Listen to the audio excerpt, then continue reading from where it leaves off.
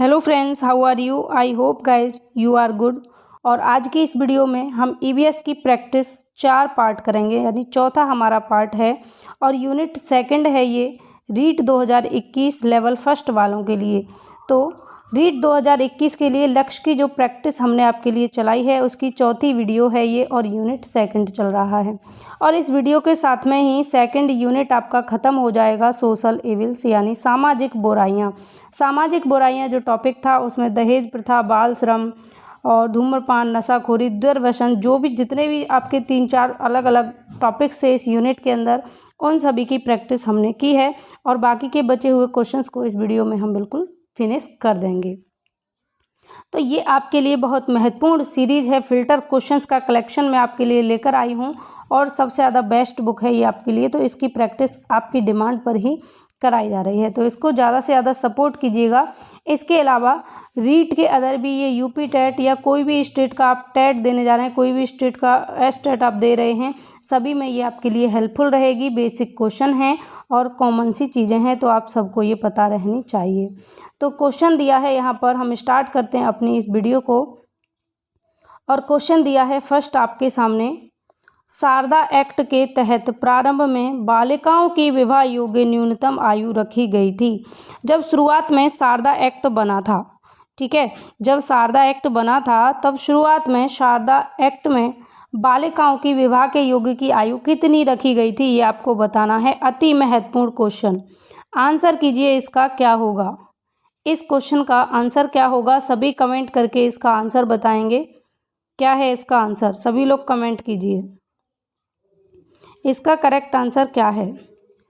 देखिए, देश में हमारा जो भारत देश है, भारतवर्ष में बाल विवाह पर रोक लगाने के लिए सबसे पहला राष्ट्रीय स्तर पर ये कानून बना था जिसका नाम था शारदा एक्ट। ठीक है, क्या नाम था इसका? शारदा एक्ट। अगर हम शारदा एक्ट की बात करें तो हरविलास शारदा के नाम पर इसका नाम रखा गया था। शारदा एक्ट किसके नाम पर? हरविलास शारदा के नाम पर। तो 2 क्वेश्चन तैयार हुए आपके। पहला ये कि देश में बाल विवाह पर रोक लगाने के लिए राष्ट्रीय स्तर पर सबसे पहला सरकारी प्रयास क्या था? तो शारदा एक्ट था। अच्छा, ये शारदा एक्ट किसके नाम पर इसका नाम रखा गया? तो हरविलास शारदा के नाम पर इसका नाम रखा गया था, ध्यान रखिएगा। ठीक है, और ये जो शारदा एक्ट है, इस शारदा एक्ट 1930 में लागू किए गए इस शारदा एक्ट को 2006 में समाप्त कर दिया गया। हुआ क्या था कि ये जो शारदा एक्ट नाम पड़ा था किसके नाम पर पड़ा था? हरविलास शारदा के नाम पर। लेकिन 2006 में क्या हुआ? 2006 में इसका नाम बदल दिया गया। इसका नाम शारदा एक्ट से क्या कर दिया गया? इसका नाम कर दिया गया बाल विवाह निषेध अधिनियम। क्या कर दिया गया? बाल विवाह निरोध अधिनियम या बाल विवाह निषेध अधिनियम 2006। तो इतने पॉइंट आपको ध्यान रखने हैं, शारदा एक्ट से या बाल विवाह निषेध अधिनियम से। ठीक है, इतनी बातें आपको ध्यान रखनी है। अब इस क्वेश्चन का आंसर आपको करना था कि प्रारंभ में बालिकाओं की विवाह योग्य आयु कितनी रखी गई थी, न्यूनतम आयु कितनी रखी गई थी। तो इसका करेक्ट आंसर क्या है? इसका करेक्ट आंसर है ऑप्शन सेकंड, 14 वर्ष। 14 वर्ष रखी गई थी जब शारदा एक्ट बनाया गया था 1930 में, 1930। एक क्वेश्चन ये भी तैयार होता है कि शारदा एक्ट कब लागू किया गया था? तो 1930 में। जब 1930 में इसे लागू किया गया था तो 14 वर्ष बालिकाओं की विवाह योग्य आयु रखी गई थी। लेकिन 2006 में इसका नाम बदल दिया गया। क्या कर दिया गया? बाल विवाह निरोध अधिनियम 2006। आपको ध्यान रखना है। ठीक है, आगे चलते हैं। अगला क्वेश्चन दिया है, वर्तमान में विवाह की न्यूनतम आयु है, जो वर्तमान समय है, आज के टाइम में विवाह की न्यूनतम आयु क्या है? इसका आंसर कीजिए, क्या होगा? ऑप्शंस आपके सामने हैं, इसका आंसर कीजिए। वर्तमान में विवाह की न्यूनतम आयु है। तो फ्रेंड्स, प्रेजेंट टाइम में जो विवाह की न्यूनतम आयु है वो कितनी है? सभी ने इसका आंसर कर दिया होगा। वर्तमान में विवाह की न्यूनतम आयु कितनी है? तो इसका करेक्ट आंसर है ऑप्शन 4, बालकों की 21 वर्ष और बालिकाओं की 18 वर्ष विवाह योग्य आयु है। कब? वर्तमान में, अभी प्रेजेंट में। आगे चलते हैं अगले क्वेश्चन पर। और ये क्वेश्चन घुमाकर भी पूछा गया था क्योंकि इसमें अगर आपसे पूछ लिया जाए कि लड़के और लड़कियों की आयु तो 21 वर्ष और 18 वर्ष करेंगे, और अगर पूछ लिया जाए लड़कियां एवं लड़कों की आयु तब 18 और 21 करेंगे। तो आप पहले क्वेश्चन को देखिएगा कि आपका क्वेश्चन किस तरीके से पूछा गया है। अति महत्वपूर्ण क्वेश्चन है, इसको स्टार करके रखिए। ये बहुत देखने में ईजी सा लगता है कि आराम से कर देंगे, लेकिन ऐसे क्वेश्चन जब घुमाकर पूछ लिए जाते हैं तो कई बार गलती होती है। और ध्यान रखिए, जो क्वेश्चन इजी लगता है ना उनमें ही ज़्यादा गलतियां होती हैं, क्योंकि उनको आप हल्के में ले जाते हैं और वही हल्के में ले जाना आपके लिए दुखदायी सिद्ध हो जाता है। अगला है 1930 में लागू किए गए शारदा एक्ट को 2006 में समाप्त कर उसके स्थान पर बाल विवाह की रोकथाम हेतु संसद ने कौन सा अधिनियम बनाया है।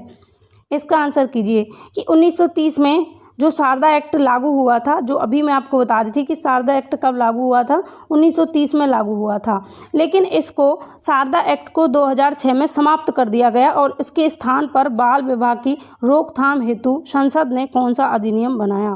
अब आंसर कीजिए और आप इजीली इसका आंसर कर लेंगे। ऑप्शंस आपके सामने हैं। बहुत महत्वपूर्ण क्वेश्चन है, स्टार कर लीजिए। अति महत्वपूर्ण, आपके एग्जाम की दृष्टि से बहुत ज़्यादा इंपॉर्टेंट है। तो इसका करेक्ट आंसर क्या होगा? इसका करेक्ट आंसर होगा ऑप्शन सेकंड, बाल विवाह निरोध अधिनियम।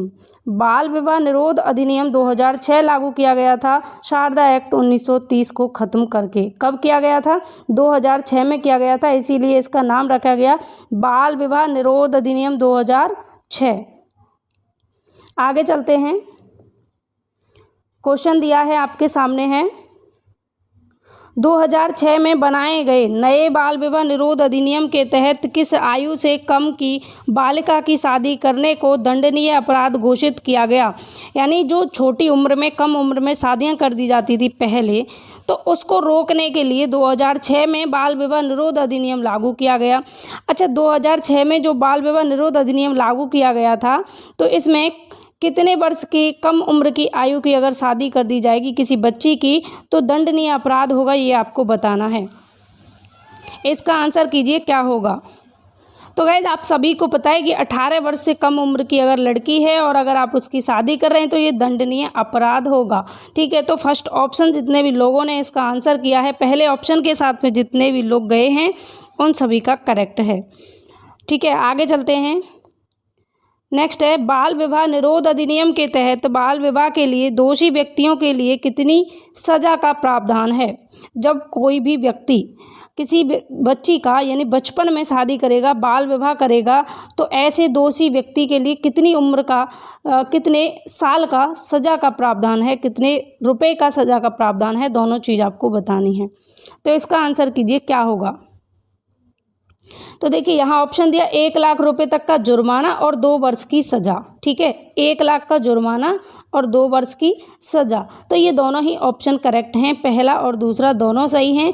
कि अगर आप ध्यान रखिए, ये आपके लिए भी है, आप इसको पढ़ रहे हैं तो ध्यान रखना कि आपको कभी किसी भी बाल विवाह में सपोर्ट नहीं करना है या बाल विवाह नहीं कराना, क्योंकि अगर बाल विवाह आपने कराया तो उस स्थिति में 1 लाख रुपए आपको जुर्माना और 2 साल की आपको सज़ा होगी। तो ए और बी दोनों यानी सही हैं, हमारे उपरोक्त दोनों ठीक हैं। अगला है, दहेज से अभिप्राय है। दहेज से अभिप्राय है, ऑप्शन है विवाह के अवसर पर वर पक्ष द्वारा कन्या पक्ष से आवश्यक रूप से लिए जाने वाला धन एवं वस्तुएं। आगे दिया है कन्या के पिता के द्वारा विवाह के उपलक्ष्य में वधू को स्वेच्छा से दी जाने वाली वस्तुएं, या वधू के पिता द्वारा विवाह के अवसर पर व्यय की जाने वाली राशि, या वधू पक्ष द्वारा कन्या के विवाह के अवसर पर वर पक्ष को स्वेच्छा से दी जाने वाली भेंट। इसका आंसर कीजिए क्या होगा। और इस वीडियो से रिलेटेड, इस प्रैक्टिस से रिलेटेड आपके लिए कंप्लीट डिस्कशन वीडियोस डाली हुई हैं चैनल पर। EBS 2021 रीड 2021 EBS प्लेलिस्ट बना हुआ है, चेक कीजिए जितनी भी प्लेलिस्ट हैं उनमें रीड के लिए, EBS के लिए कौन सी प्लेलिस्ट है, तो उसमें सारी आपके लिए डिस्कशन क्लासेस जितनी भी हुई हैं, आपकी फर्स्ट यूनिट, सेकंड यूनिट, ये सारे कंप्लीट करा चुकी हूँ मैं। तो उनको जाकर के देखिए, चेक कीजिए, बहुत इंपॉर्टेंट हैं। अगर आपने उनको देखा होगा तो यहाँ आंसर करने में आपको कोई भी प्रॉब्लम नहीं होगी। तो इसका करेक्ट आंसर होगा इस क्वेश्चन का, आप लोगों ने अब तक आंसर सोच लिया होगा, आंसर कीजिए कमेंट करके। दहेज से अभिप्राय है, इसका करेक्ट आंसर ऑप्शन फर्स्ट, विवाह के अवसर पर वर पक्ष द्वारा कन्या पक्ष से आवश्यक रूप से लिए जाने वाला धन और वस्तुएं। जो जब विवाह होता है किसी का, तो विवाह के टाइम वर पक्ष के द्वारा यानी लड़का पक्ष की तरफ से लड़की पक्ष से जो आवश्यक वस्तुएं ली जाती हैं या धन लिया जाता है, पैसे लिए जाते हैं, कुछ सामान लिया जाता है, उसी को क्या कहते हैं? उसी को दहेज कहते हैं। ठीक है, आगे चलते हैं।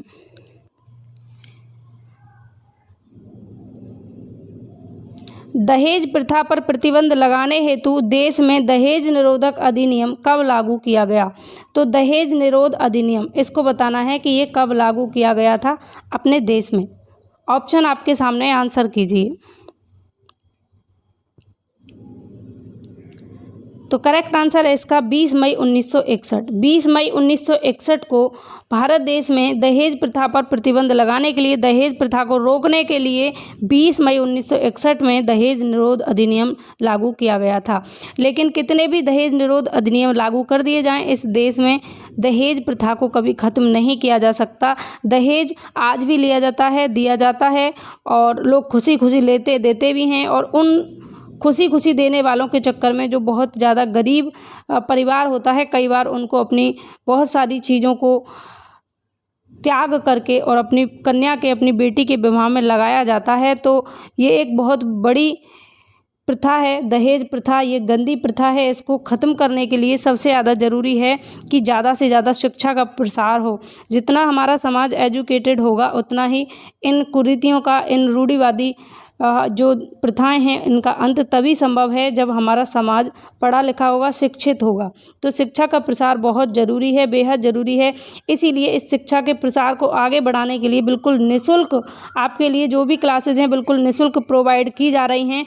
और ये क्लासेज आज ही नहीं, हमेशा आपको बिल्कुल निःशुल्क प्रोवाइड की जाएंगी। हमारा जो भी आपके लिए समर्पण होगा वो निःशुल्क होगा। कभी आपके लिए कोई भी उसमें आपको स्वार्थ नज़र नहीं आएगा। चाहे वो टेस्ट हो या टेलीग्राम पर आपके लिए कोई भी क्विज कराई जाती हो, या कोई भी नोट्स दिया जाता हो, या यूट्यूब पर आपको क्लासेस दी जाती हों, उनका कभी आपसे कोई चार्ज नहीं लिया जाएगा। इसलिए इस अवसर का आपको फ़ायदा उठाना है और अपनी पढ़ाई को जारी रखना है। और इस समाज में किसी को भी झुकाने के लिए या कोई गलत रूढ़िवादी परंपरा है उसको ख़त्म करने के लिए एजुकेशन का होना बहुत ज़रूरी है। और मैं आपसे ये उम्मीद करती हूँ कि आप इन बुरी रीतियों को, कुरीतियों को ख़त्म करने में महत्वपूर्ण योगदान निभाएंगे। ठीक है, क्योंकि आप शिक्षित हैं। अगला है, समाज में अवैध दवाओं के उपयोग को बढ़ाने के लिए मुख्य रूप से निम्न दोषी हैं। तो कौन दोषी है? समाज में जो अवैध दवाएं हैं उनका उपयोग जो बढ़ रहा है, समाज में अवैध दवाओं के उपयोग को बढ़ाने के लिए मुख्य रूप से कौन दोषी हैं? उपयोगी नहीं, कौन दोषी हैं, ये आपको बताना है कि दोषी कौन हैं। ये अवैध रूप से जो दवाएं बिक रही हैं, बढ़ रही हैं, इनको बढ़ाने में कौन दोषी है? ऑप्शन आपके सामने हैं। पाश्चात्य संगीत गायक, दवाओं का अवैध व्यापार करने वाले, ज़रूरतमंद लोगों तक चोरी छिपे दवा पहुंचाने वाले, या सरकारी नीति बनाने वाले। इसका आंसर कीजिए। तो जो हमारे समाज में अवैध दवाएं हैं, अवैध दवाओं का उपयोग बढ़ रहा है, इसका सबसे बड़ा रीज़न ये है कि दवाओं का अवैध रूप से व्यापार चलाया जा रहा है। लोगों ने उसको अवैध रूप से दवाओं को बेचने का एक व्यापार बना लिया है, इसको प्रोफेशन बना लिया है, एक तरीके से ट्रेड बना लिया है। इस वजह से अवैध रूप से दवाओं के उपयोग में बढ़ोतरी हो रही है। ठीक है, तो सेकंड ऑप्शन यहाँ पर करेक्ट है। जितने भी लोगों ने सेकंड ऑप्शन को आंसर किया है उन सब का करेक्ट आंसर है। आगे चलते हैं। क्वेश्चन दिया है, जिन्हें नशीली दवाओं की लत लग जाती है उनके पुनर्वास के निम्नलिखित ध्येय हैं। ऑप्शन है, उन्हें शिक्षा और नौकरी संबंधी तथा पारिवारिक और सामाजिक भूमिकाओं के निर्वाह में सहायता करना, पूरी तरह से परहेज करना, या आत्मविश्वास और आत्मनियंत्रण बढ़ाना, या उपरोक्त सभी। इसका क्या होगा आंसर? इस क्वेश्चन का करेक्ट आंसर क्या होगा? अगर कोई व्यक्ति है जिसे आप दवाएं देते हैं कंटिन्यूस, आप अगर किसी को नशीली दवाएं देते हैं, उसमें नशा है, तो उस व्यक्ति को उसकी लत लग जाती है, आदत हो जाती है, तो उनके पुनर्वास के लिए क्या ध्येय हो सकता है? तो उन्हें शिक्षा और नौकरी संबंधी तथा पारिवारिक और सामाजिक भूमिकाओं के निर्वाह में सहायता करनी चाहिए, क्योंकि जो भी उनको प्रॉब्लम्स आई हैं तो उसमें सहायता उन्हें मिलेगी तो उससे बेटर उन्हें लगेगा और सुधार भी होगा। ठीक है, पूरी तरह से परहेज करना, तो जो नशीली दवाएं की लत लगी है तो उनसे परहेज किया जाए। आत्मविश्वास और आत्मनियंत्रण बढ़ाना, उनके आत्मविश्वास को और आत्मनियंत्रण को बढ़ाने की ज़रूरत है, इसलिए यहाँ ऑप्शन 4 तो सही है। उपरोक्त सभी चारों ही ऑप्शन ठीक हैं, कोई भी ऑप्शन नेगेटिव नहीं है। अगला दिया है, मादक पदार्थों के आदी व्यक्ति से इनकी लत छुड़ाने हेतु निम्न में से कौन सा कार्य करना चाहिए? कोई व्यक्ति अगर मादक पदार्थ लेता है, यानी कि नशीली चीज़ों का आदी हो गया है, उसे हैबिट हो गई है, उनकी लत लग गई है, आदत हो गई है, तो उसको छुड़ाने के लिए आपको क्या करना चाहिए? इसके लिए यहाँ 4 ऑप्शन दिए हैं, कौन सा ऑप्शन ज़्यादा बेटर है आप आंसर कीजिए। जैसे इनके दुष्परिणामों के बारे में व्यापक जानकारी देनी चाहिए। कोई व्यक्ति मादक पदार्थ लेता है तो उसको बताना चाहिए, हो सकता है कि वो अनजान हो, उसे जानकारी ना हो कि ये उसके लिए कितना घातक सिद्ध हो रही हैं। कई बार ऐसा भी होता है कि छोटे जो बच्चे होते हैं जिन्हें जानकारी नहीं होती, शुरू में ही एटमॉस्फेयर, माहौल ख़राब होने की वजह से, एनवायरनमेंट ठीक ना होने की वजह से उनको लत लग जाती है, तो उन्हें ये जानकारी दें कि इसके कितने बड़े बड़े दुष्परिणाम हैं, क्या रीज़न हो सकते हैं। आप साइलेंट किलर हैं ये एक तरीके की, धीरे धीरे व्यक्ति को अंदर से खोखला कर देती हैं और मौत की तरफ अग्रसर कर देती हैं। तो जब उन्हें जानकारी होगी कि ये हमारे लिए कितना घातक सिद्ध हैं, तो हो सकता है उनमें कुछ सुधार हो जाए और उनकी लत छूटने की कगार पर आ जाए। अगला है, डॉक्टरों की सहायता लेनी चाहिए, डॉक्टर्स की हेल्प लेनी चाहिए, उनके एडवाइस, उनके परामर्श लेना चाहिए, डॉक्टर्स का ओपिनियन ज़रूर लेना चाहिए। उनके पुनर्वास की व्यवस्था करनी चाहिए, उनके पुनर्वास की व्यवस्था करनी चाहिए, क्योंकि जो उनकी लत है उसको तभी छुड़ाया जा सकता है। तो चारों ही ऑप्शन करेक्ट हैं, कोई भी ऑप्शन गलत नहीं है। उपरोक्त सभी के साथ में हम जाएंगे, ऑप्शन 4 हमारा करेक्ट होगा। ठीक है, कि मादक पदार्थों का कोई व्यक्ति आदी है, आदत हो गई है, उसको लत लग गई है, तो उसे छुड़ाने के लिए आप उसके दुष्परिणामों के बारे में जानकारी देंगे, डॉक्टर्स की सलाह लेंगे और उनके पुनर्वास की व्यवस्था करेंगे, तो उपरोक्त सभी हमारा करेक्ट हुआ। अगला क्वेश्चन आपके सामने दिया है यहाँ पर, मादक पदार्थों के आदी व्यक्ति से इनकी लत छुड़ाने के लिए, ये क्वेश्चन हो चुका है। आगे चलते हैं, नेक्स्ट है, राष्ट्रीय नारकोटिक्स ब्यूरो कहाँ स्थित है? राष्ट्रीय नारकोटिक्स ब्यूरो कहाँ पर स्थित है, ये आपको बताना है। ऑप्शन है नागपुर, मुंबई, इंदौर, दिल्ली। इसका करेक्ट आंसर बताइए। राष्ट्रीय नारकोटिक्स ब्यूरो ये कहाँ पर है? तो ये नई दिल्ली में स्थित है। इसको हमने डिटेल में कराया हुआ है, उन वीडियोज़ को आप ज़रूर देखिएगा, हेल्पफुल रहेंगी आपके लिए, और आपके लिए कंटिन्यूस वीडियो आती रहेंगी। जैसे जैसे आपकी डिमांड होगी उसी तरीके का कंटेंट आपको दिया जाएगा। तो अपने सुझाव हमें ज़रूर बताया करें कि आपको किस टॉपिक पर वीडियो चाहिए रहती है। बहुत महत्वपूर्ण क्वेश्चन है, इसको स्टार करके रखिए, सारे क्वेश्चन इंपॉर्टेंट हैं। ये नारकोटिक्स ब्यूरो कहाँ पर स्थित है, ये बहुत महत्वपूर्ण है, क्योंकि कई बार इनके मुख्यालय पूछ लिए जाते हैं या कहाँ पर ये स्थित है ये पूछ लिए जाते हैं, तो इम्पॉर्टेंट हैं, स्टार करके रखें। और उनको ये नोट्स आपको PDF फॉर्म में भी मैं प्रोवाइड कर दूँगी अगर आप लोग ऐसा कहेंगे। ठीक है, आगे है, मादक पदार्थों में शामिल है। तो मादक पदार्थों में क्या शामिल होता है ये आपको बताना है। अफीम, गांजा, भांग, चरस, हशीश, हेरोइन, कोकीन एवं LSD। तो इसका आंसर कीजिए। और उपरोक्त सभी भी दिया है, तो सभी लोग भागेंगे उपरोक्त सभी की तरफ, और करेक्ट भी है आंसर 4 ऑप्शन ही होगा। क्योंकि मादक पदार्थ जो होते हैं सबको पता है कि अफीम जो है, गांजा जो है, भांग जो है, ये सब क्या है, मादक पदार्थों में शामिल हैं। चरस, हशीश, हेरोइन, कोकीन और LSD भी। ठीक है, LSD ये सारे मादक पदार्थ के तत्व हैं।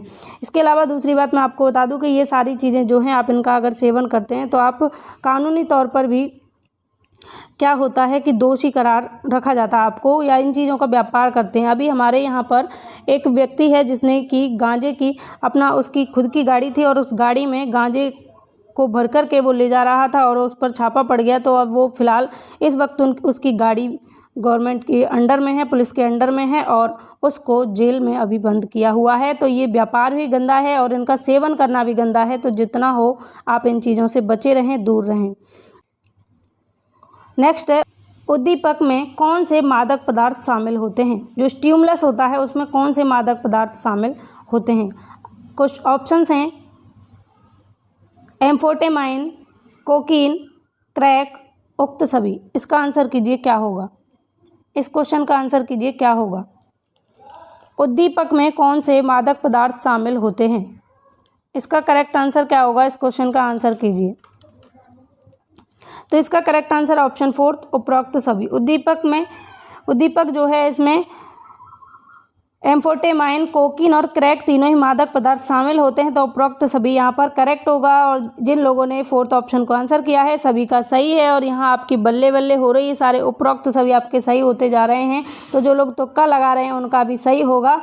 दोनों हाथ लड्डू, ठीक है। तो ये क्वेश्चन जो है इम्पोर्टेंट है, स्टार करिए इसको। ऑप्शन यहाँ आपके सामने हैं, पहले क्वेश्चन को देखते हैं। उद्दीपक दवाओं के सेवन से शरीर पर प्रभाव पड़ता है। जो उद्दीपक दवाएं हैं उनसे हमारे शरीर पर क्या इफेक्ट पड़ता है, क्या उसके प्रभाव हो सकते हैं। तो ऑप्शन दिए हैं। सेवन करने के बाद अस्थायी रूप से शरीर में स्फूर्ति एवं अतिरिक्त ऊर्जा का संचार होता है, नींद आने लगती है, बेहोशी होने लगती है, या उपरोक्त सभी। अब बताइए इसका आंसर।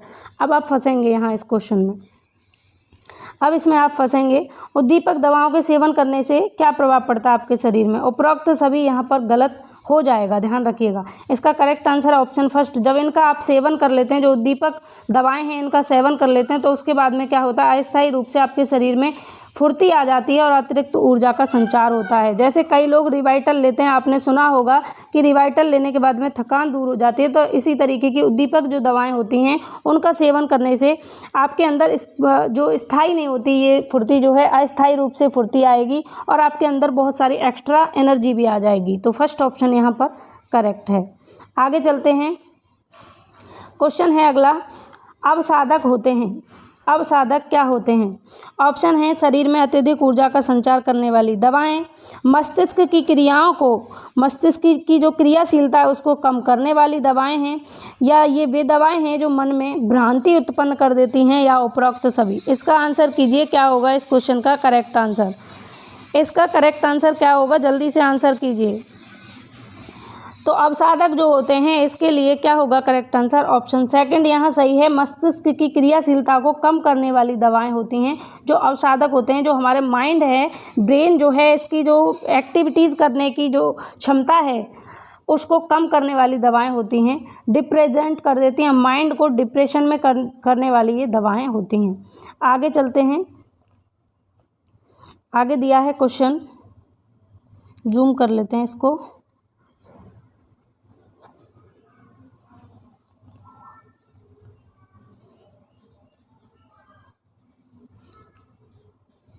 अत्यधिक खतरनाक मादक पदार्थों की लत को छुड़ाने हेतु प्रयुक्त स्वापक दवा है।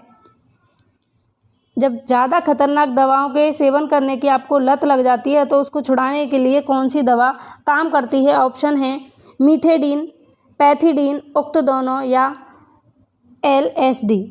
आंसर कीजिए इसका क्या होगा, करेक्ट आंसर बताइए। बहुत इंपॉर्टेंट क्वेश्चन है, महत्वपूर्ण है आपके लिए, बहुत महत्वपूर्ण क्वेश्चन, स्टार करके रखिए इसको। अत्यधिक जब आप खतरनाक दवाओं का सेवन करने लगते हैं, उनकी लत लगने लगती है, कई दवाएं ऐसी होती हैं जो आपके हार्ट को कमज़ोर करती हैं और उनकी आपको लत लग जाती है, तो उसको छुड़ाने के लिए मीथेडीन और पैथिडीन दोनों दवाओं का आपको सेवन करना है। ये दोनों ही ज़्यादा उपयुक्त हैं, तो उक्त दोनों यहाँ पर करेक्ट है। आगे दिया है मादक पदार्थों के सेवन एवं व्यापार को नियंत्रित करने हेतु सरकार द्वारा बनाया गया कानून। जो मादक पदार्थ हैं उनके सेवन को और व्यापार को नियंत्रित करने के लिए कौन सा कानून भारत सरकार के द्वारा बनाया गया। ऑप्शन आपके सामने दिए हुए हैं, आंसर कीजिए इसका क्या होगा करेक्ट आंसर।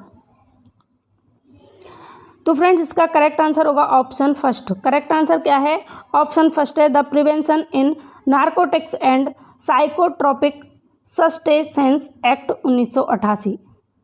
तो इसका करेक्ट आंसर ऑप्शन फर्स्ट होगा। आगे चलते हैं अगले क्वेश्चन की तरफ।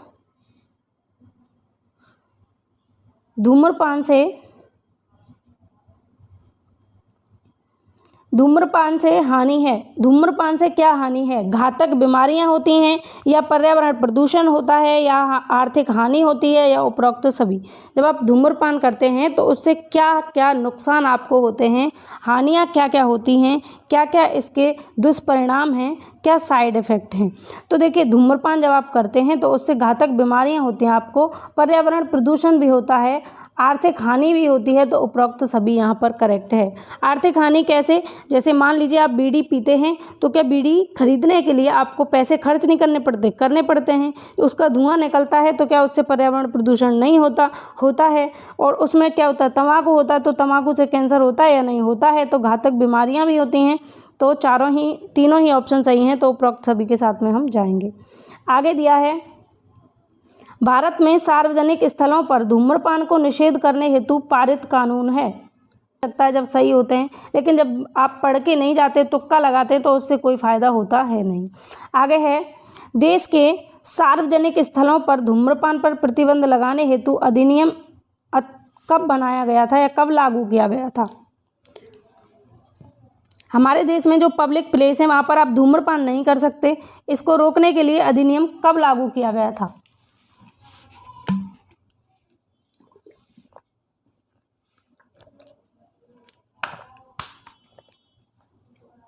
तो आंसर आपने सोच लिया होगा, क्या होगा इसका आंसर?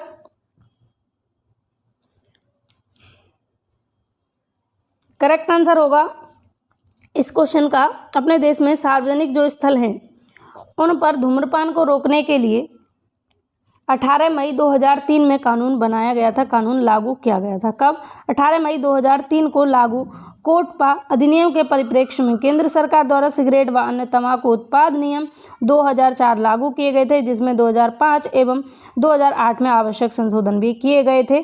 तो यहाँ पर ये डिटेल भी आपके सामने लिखी हुई है। ठीक है, संशोधन कब किया गया? 2005 में और 2008 में।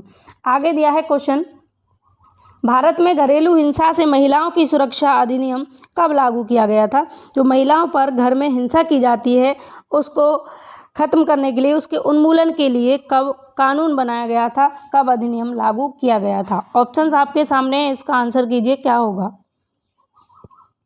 करेक्ट आंसर होगा 2006। भारत में घरेलू हिंसा से महिलाओं की सुरक्षा के लिए 2006 में अधिनियम लागू किया गया था। आगे चलते हैं, अगला क्वेश्चन,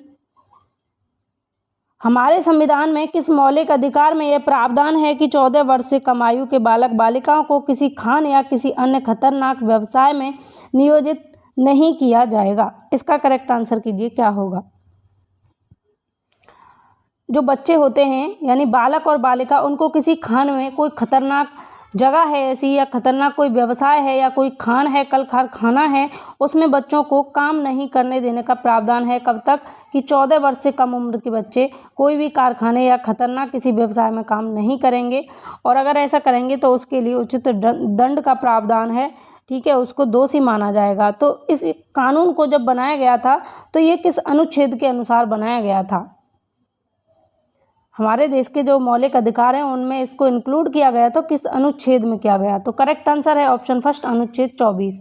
अनुच्छेद 24 के अनुसार हमारे भारत देश के संविधान में अनुच्छेद 24 के अनुसार मौलिक अधिकार में ये प्रावधान दिया गया कि 14 वर्ष से कम उम्र के जो बालक बालिकाएं हैं उनको किसी खान में या कोई खतरनाक व्यवसाय उसमें काम कराया जाएगा, तो उसके लिए उसे दोषी करार ठहराया जाएगा और उचित उसको दंड भी दिया जाएगा।